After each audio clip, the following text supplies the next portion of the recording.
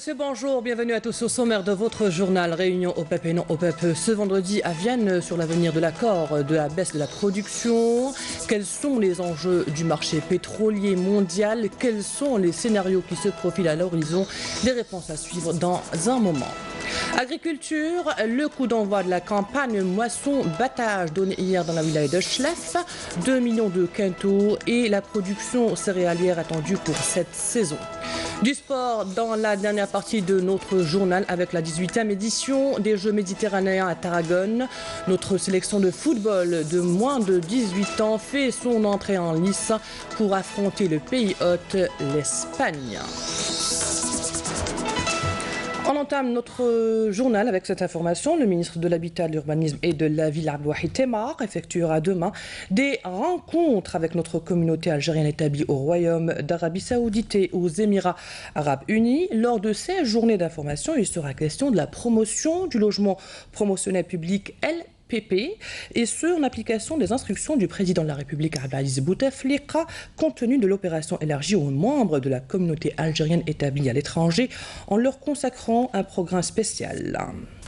Sortie hier, la 17e promotion de l'École nationale préparatoire aux études d'ingénierat Bedji Mourtar à Ruiba, et ce lors d'une cérémonie présidée par le général-major Chérif Zerad. Monana Walhamoudi.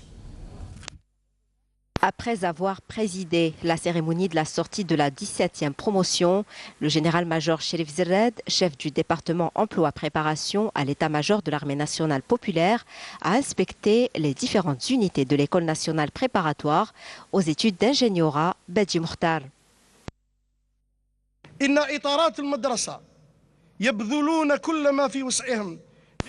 Les cadres de cet établissement font tout leur possible pour préparer une élite parmi les officiers de demain, qui seront compétents, unis, audacieux, conscients de leur personnalité et fiers de leur appartenance à cette armée et à cette nation.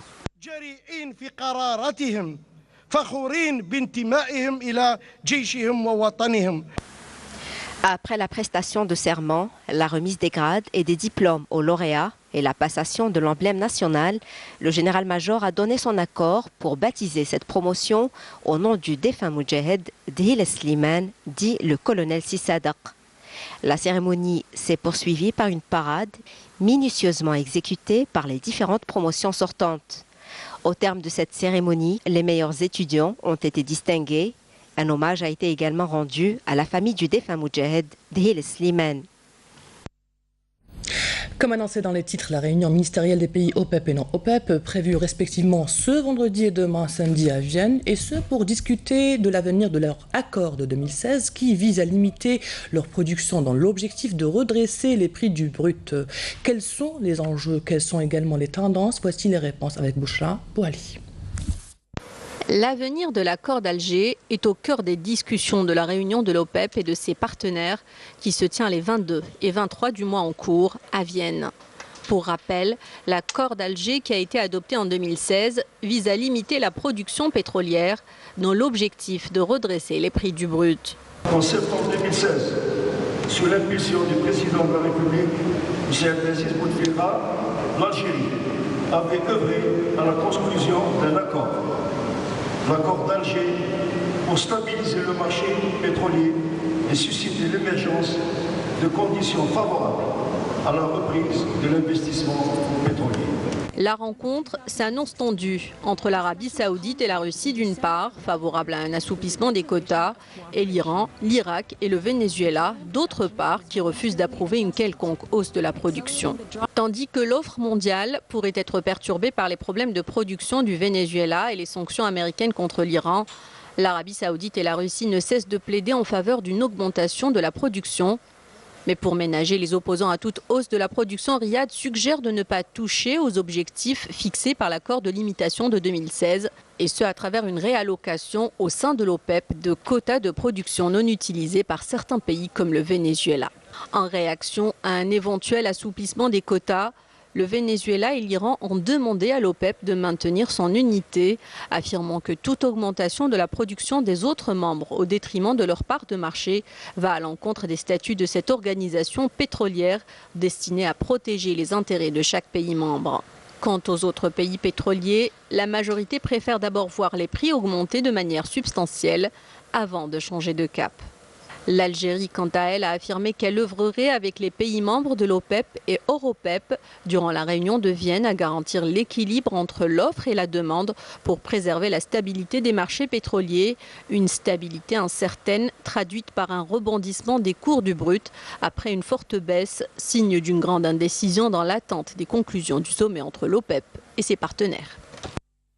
Agriculture, la campagne moisson-battage 2017-2018 a démarré hier dans la wilaya de Chlef. Il est attendu une production de près de 2 millions de quintaux. À cet effet, tous les moyens ont été réunis pour optimiser cette récolte. Jazia Bayou. 2 millions de quintaux, c'est le taux de production de blé dans la wilaya de Chlef. Une production bien fructueuse qui est due essentiellement à une importante pluviométrie et à l'étendue des espaces d'irrigation dépassant les 90 000 hectares. Pour garantir la réussite de cette moisson, nous avons mobilisé plus de 250 engins dans 118 nouveaux appareils. Et à cette occasion, je félicite les agriculteurs pour cette bonne récolte.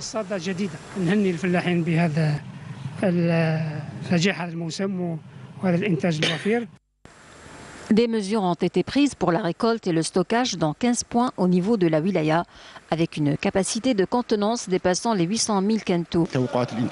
Vu la grande production de cette année, nous avons mis en place des points de stockage supplémentaires avec une capacité dépassant les 70 000 quintaux. Plus de 650 000 quintaux de céréales sont également prévus pour cette saison de moisson qui s'avère riche et bien entendu bénéfique pour l'économie nationale. Et pour contrer la désertification qui est une réelle menace, notamment pour les palmeraies de Béchar, la stratégie algérienne de lutte repose sur plusieurs axes tels que l'encouragement de l'investissement agricole et la réalisation de barrages verts. Bouchra Abouali nous en dit plus. L'encouragement de l'investissement agricole et la réalisation de barrages verts sont les deux principaux axes de la stratégie algérienne de lutte contre la désertification qui constitue une sérieuse menace, notamment pour les 62 grandes palmeraies et oasis plus que millénaires de la wilaya de Béchar. Pour lutter contre la désertification, on a réalisé plus de 200 hectares de bandes vertes, ainsi qu'un important réseau d'irrigation. On a également consacré une réserve de plus de 1000 hectares et plus de 200 hectares sont destinés à l'arboriculture. L'année dernière, la protection civile a enregistré la destruction de plus de 1400 palmiers dans des incendies de palmeraies au niveau de la wilaya. C'est la raison pour laquelle on a dû commencer la sensibilisation plus tôt pour éviter ce genre de catastrophe à l'avenir. Cette exploitation agricole est un exemple de réussite en matière de lutte contre la désertification. Son propriétaire en a fait un véritable paradis. À la région de Zbara, nous cultivons la terre depuis les années 80. Ici, il n'y avait que du sable. Grâce à Dieu et à nos parents, on en a fait une terre agricole. Outre la sensibilisation sur laquelle les services concernés misent beaucoup pour lutter contre la désertification, il a été récemment procédé à la réalisation et l'équipement de 8 forages pastoraux pour les besoins des éleveurs. Par ailleurs, un projet de création d'une bande verte de 60 hectares à travers les communes frontalières de Bni Ounif, Lahmar et Knetsa a été réceptionné dernièrement. Parlons maintenant du commerce extérieur. Le refoulement des produits agricoles algériens depuis l'étranger a fait l'objet de plusieurs interrogations. Une équipe de notre rédaction s'est penchée sur cette problématique et a rencontré des spécialistes. Voici les réponses dans ce reportage signé Admajid Benkassi. Ce ne sont guère les raisons d'un refoulement d'une exportation d'une marchandise qui pourrait affecter ni ralentir la volonté des producteurs algériens de poursuivre leur dynamique ascendante vers l'export, encore moins atténuer leur offensive en direction des marchés extérieurs. Surtout lorsque rien n'est vérifié ni notifié officiellement. Quand bien même le risque zéro n'existe pas. Les exigences des marchés internationaux sont nombreuses et la concurrence est très rude. Il devient alors difficile de placer un produit sur le marché. Comme vous savez, toute exportation de produits végétaux, elle est soumise à un contrôle phytosanitaire obligatoire au niveau des postes frontaliers terrestres, maritimes, aériens du territoire national. Effectivement, le risque zéro n'existe pas, comme vous le savez, mais du point de vue phytosanitaire, tout est balisé, tout est contrôlé, il n'y a pas de risque phytosanitaire. C'est-à-dire qu'il n'y a pas de refoulement de marchandises à cause d'un problème phytosanitaire. On parle de refoulement, mais il ne s'agissait pas de problème phytosanitaire, mais plutôt, il y a un seul cas qui a été enregistré, mais c'était un cas un problème autre que phytosanitaire, c'est que l'exportateur n'a pas respecté la chaîne de froid. Attention, l'exportation n'est pas facile, parce qu'elle a ses règles, elle a ses techniques, c'est une profession, elle a aussi ses concurrents, et les concurrents peuvent faire mal. Ce n'est pas du tout un drame. L'exportation reste et demeure un créneau difficile qui a ses règles et ses exigences. L'effort à l'export a d'ailleurs été maintenu. L'Algérie a exporté depuis janvier 2018 plus de 6300 tonnes de dattes et plus de 1300 tonnes de produits maraîchers, ce qui démontre la bonne qualité des produits agricoles algériens. Ben oui, il y a toujours des problèmes parce que nous on exporte des produits périssables. Et le produit périssable, c'est des produits risqués. S'il y a un souci de logistique, s'il y a un souci de retard, mais par rapport aux qualités, non, jamais. Même l'Algérie a l'habitude de refuser de la marchandise européenne. Moi, j'ai un ami qui a importé de la pomme, ça fait 3-4 ans, qu'il a importé de l'Espagne, elle a été refusée. L'histoire de la date et de la pomme de terre refoulée n'a pas de preuve, ni de constat de refoulement officiel. Nous sommes allés au ministère et il n'y a rien de palpable sur cette affaire. Elle a été amplifiée par une certaine presse. On dirait qu'on veut nuire à la production agricole algérienne et aux produits du terroir. Il y en a eu des erreurs. C'est la responsabilité d'un exportateur. Ce n'est pas exclusivement la responsabilité de l'exportateur, c'est également la responsabilité de l'environnement. Un problème d'environnement qu'il faudrait assainir absolument. L'actualité à l'étranger, une délégation des deux chambres de l'Assemblée populaire nationale participe aujourd'hui à Paris aux travaux de la première réunion du réseau international des parlementaires pour l'autodétermination au Sahara occidental. La réunion visera à renforcer et à intensifier l'action diplomatique à travers l'ensemble des parlements dans le monde pour mobiliser plus de soutien aux droits du peuple sahraoui à l'autodétermination conformément aux résolutions pertinentes de l'ONU. En Palestine occupée, 21 familles palestiniennes ont été expulsées de leur maison par l'occupant israélien et pour cause leurs entraînements militaires. Des avis d'expulsion ont été remis à ces familles juste hier, sans aucun préavis. Cette opération d'expulsion a débuté depuis déjà 2 mois. Au Yémen, la situation humanitaire s'aggrave. Les Nations Unies ont dénoncé hier et ont mis en garde contre les dangers qui menacent des centaines de milliers de civils dus aux conflits et aux accrochages dont la ville côtière à l'ouest du pays est le théâtre depuis quelque temps. Place au sport. D'abord, le mondial du football en Russie avec la phase de poule en deuxième journée. 3 matchs auront lieu ce vendredi, en l'occurrence le Nigeria et l'Islande à 16h, heure algérienne. Dans le groupe D, ainsi que le Brésil et le Costa Rica à 13h, heure algérienne. Et la Serbie qui jouera contre la Suisse à 19h, heure algérienne dans le groupe E. Place maintenant aux Jeux méditerranéens 2018 à Tarragone en Espagne. Notre sélection algérienne de football de moins de 18 ans vient juste de faire son entrée en lice aujourd'hui à l'occasion de la première journée en affrontant le pays hôte, l'Espagne, au stade de Calafell. Le match a commencé à midi heure algérienne. Pour leur première sortie, les Verts qui ont effectué leur préparation en prévision de ce rendez-vous au Centre technique national de Sidi Moussa à Alger, sous la houlette des entraîneurs nationaux Salim Sbah et Houssine Achour, sont déterminés à réussir une belle prestation face aux Espagnols. Et je vous propose de suivre la déclaration de l'entraîneur national de l'équipe de football de moins de 18 ans, Salim Sbah. On s'est préparé le tournoi depuis 3 semaines. Les joueurs seront prêts pour le match et j'espère aussi qu'il y aura à la fin un bon résultat. N'oublions pas qu'on va jouer contre l'Espagne. C'est des champions du monde.